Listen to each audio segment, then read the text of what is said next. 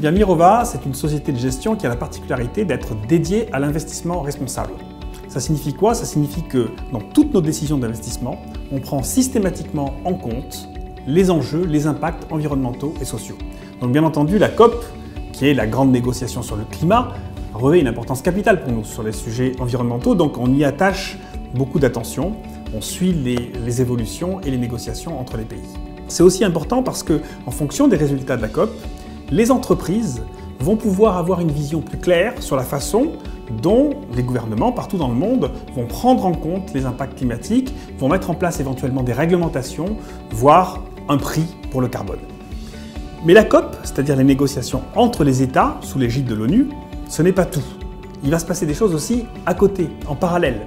Il commence à se passer des choses dans les réglementations nationales, au niveau des entreprises et aussi au niveau des investisseurs. Et ça, c'est un point qui est très important pour nous.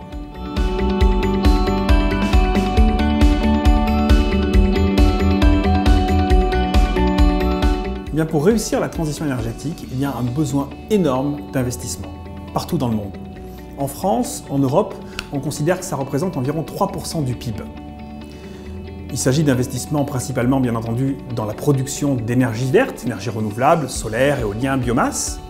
C'est aussi des investissements dans les réseaux électriques, mais on a besoin aussi d'investir dans des entreprises innovantes, des entreprises qui vont développer des produits, des services permettant de faire face aux enjeux de la transition énergétique. Or, pour réaliser ces investissements, l'argent public ne sera pas suffisant, on le sait, et donc il y a un besoin essentiel de mobiliser l'épargne privée.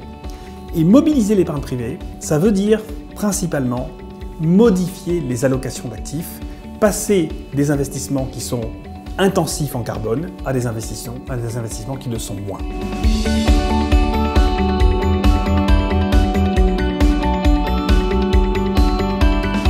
Bien, nous avons développé des produits d'investissement qui sont favorables à la transition énergétique, et ce, dans toutes les classes d'actifs. Donc, dans le domaine des infrastructures, par exemple, nous avons un fonds qui est dédié à l'investissement dans des projets d'énergie renouvelable.